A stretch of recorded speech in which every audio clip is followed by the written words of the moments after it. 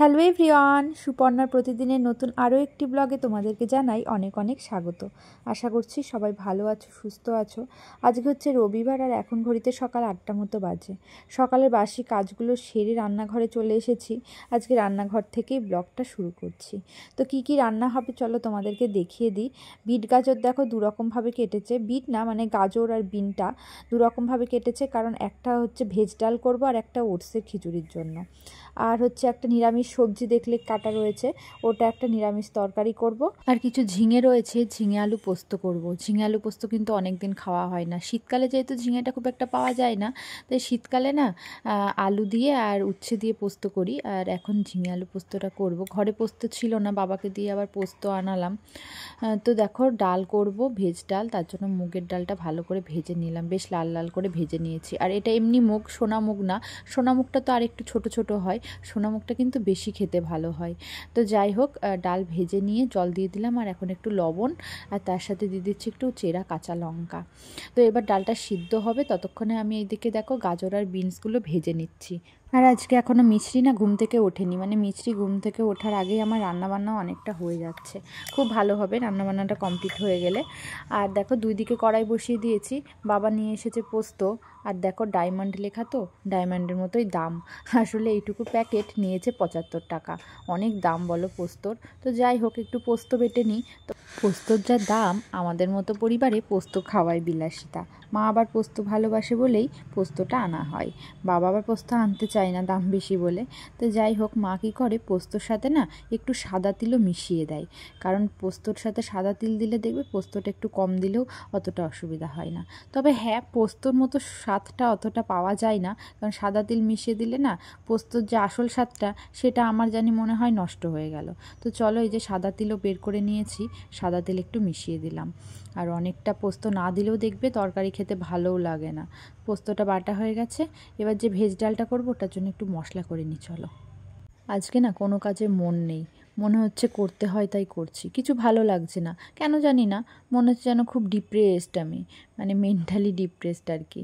অনেক সময় কি হয়, আমাদের প্রত্যেকের জীবনেই না ডিপ্রেশন আসে, তার কোনো কারণ থাকে না। তো সকালবেলা ঘুম থেকে উঠে আজকে যেন মনটা ভালো লাগছে না।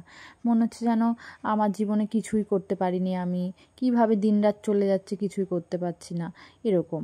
তো সারাদিনে মানে মিছরির পিছনে কাজ করতে করতে আর এই সংসার সামলাতে সামলাতে না আমি এতটাই বিধ্বস্ত হয়ে গেছি, নিজের চেহারার দিকে তাকানোরও তো অবকাশ নেই।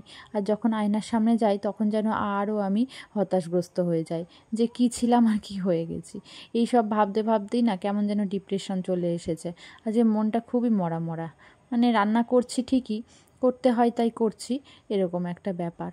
তো এই দেখো বলতে বলতে ডালটাও সোমবার দিয়ে দিচ্ছি, একটু গোটা গরম মশলা দিচ্ছি, আর ওই আদা জিরেটা বেটেছি ওটাই দেবো। এই ভেজ ডালটা আমি আমার মার কাছ থেকে শিখেছি, মা খুব ভালো ভেজ ডাল রান্না করতে পারে। তো মার কাছ থেকেই শিখেছি, আর খুব ভালোও হয়। সেদিনকেও বোন এসেছিল, বললো খুব ভালো হয়েছে রে তোর ভেজ ডালটা খেতে। ওইদিকে আবার ওই কালো কড়াইটাই পোস্ত বসিয়ে দিয়েছি, দুদিকে দুটো হয়ে যাবে, তাহলে তাড়াতাড়ি রান্না হয়ে যাবে। আর এই যে নিরামিষ তরকারিটা, ওটা একদম সিম্পল রান্না, জানো তো। ওটা আবার আমার শাশুড়ি মায়ের কাছ থেকে শেখা, শাশুড়ি মা আবার ওটা খুব ভালো করে। আমার জীবনে না অনেকবারই ডিপ্রেশন এসছে। মিছরি হওয়ার আগেও একরকমভাবে ডিপ্রেসড ছিলাম, এখন আবার অন্যরকম ডিপ্রেশন। অনেক দিন ধরেই চেষ্টা করেছি নিজের জন্য কিছু করার, মানে নিজের পায়ে নিজে দাঁড়ানোর, সেটা তো হয়নি।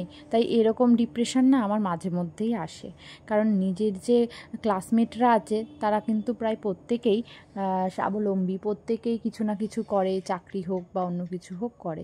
তো আমারই একমাত্র কিছু করা হয়নি। আর এই সংসারের জন্য আরও তো কোথাও বেরোনোই হয় না, কিছু করাও হয় না। আর এই যে এখন ব্লগিং করি, তোমাদের সাথে সারা দিনটা শেয়ার করি, এটাতেও আমার অনেকটা চাপ হয়ে যায়। সকাল থেকে রাত পর্যন্ত একদম সময় পাই না। বারবার ক্যামেরা সেট করা, ভিডিও এডিটিং করা, আপলোড দেওয়া, এগুলোতে অনেকটা সময় লাগে। তাই নিজের জন্য একটুও সময় নেই। যেইটুকু টাইম নিজের জন্য বরাদ্দ ছিল সেইটুকু টাইম এগুলোতে কাজে লাগিয়ে দিয়েছি। আর ডিপ্রেশনটা আরও বেশি করে গ্রাস করে আমাকে যখন আমি আয়নার সামনে গিয়ে দাঁড়াই। এত বিধ্বস্ত চেহারা নিজেকে আগে কখনো এরকম দেখিনি, জানো তো। তো যাই হোক, জানি মিছরি বড় হয়ে গেলে গেলে সমস্তটা ঠিক হয়ে যাবে আস্তে আস্তে, কিন্তু এখনকার ডিপ্রেশনটা তো ঠিক হচ্ছে না, কি করি বলো তো।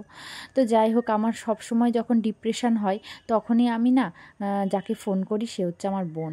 আমার বোনকে ফোন করলে আমার ডিপ্রেশনটা অনেকটা কেটে যায়। ওকে ফোন করলে ও নানান রকম সলিউশন দেয়, তারপর বোঝায়, অনেক কিছু বলে, তো কথা বলতে বলতে ডিপ্রেশনটা অনেকটা কেটে যায়। তো এখন তো সময় নেই, রান্নাবান্না করছি, দুপুরের দিকে এক ফাঁক পেলে ওকে ফোন করব ডিপ্রেশনটা যদি কাটাতে পারি। তবে হ্যাঁ, অবশ্যই একজনের প্রয়োজন আছে ডিপ্রেশন কাটিয়ে দেওয়ার জন্য, কারণ নিজে নিজে সবসময় ডিপ্রেশন না কাটানো যায় না। কেউ যদি এরকম একজন থাকে যে ভালো ভালো কথা বলবে, মোটিভেট করবে, তাহলে না ডিপ্রেশনটা কেটে যায়। তো আমার বোন হচ্ছে সেই একজন। আর যাদের এই ডিপ্রেশনটা কাটিয়ে তোলার মতন কেউ থাকে না, তাদেরকেই মৃত্যু না হাতছানি দেয়। তাই এই ডিপ্রেশন কাটিয়ে তোলার জন্য প্রত্যেকেরই একটা করে মানুষ থাকা দরকার। তো কথা বলতে বলতে দেখো তরকারিটা হয়ে গেছে, আর বড়িগুলো খুব সুন্দর সেদ্ধ হয়ে গেছে, জানো তো।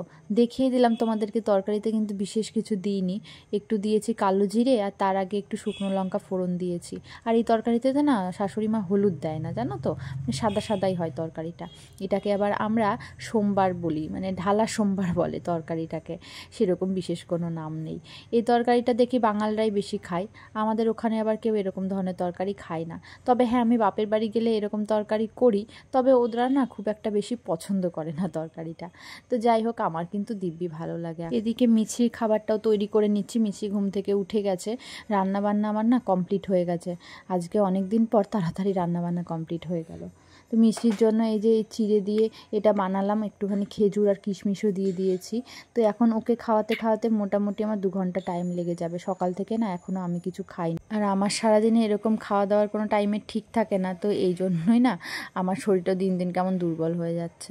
তো যাই হোক, এখন দুপুর 1:30 মতো বাজে, সব কাজবাজ কমপ্লিট হয়ে গেছে, ভাত বসিয়ে দিয়েছি। এখন এই বাসনগুলো সব আজির করছি, মানে বাসনের জায়গায়, বাসনের ঝুড়িতে বাসনগুলো রেখে দিচ্ছি, আবার এইটার মধ্যেই এঁটো বাসনগুলো রেখে দিতে হবে।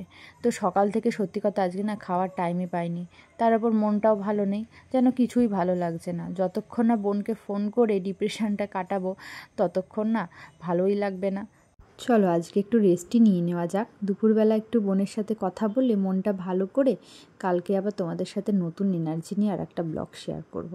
আজকে ব্লগটা বেশি দূর কন্টিনিউ করলাম না, সবাই ভালো থেকো, সুস্থ থেকো, আজকে বিদায়।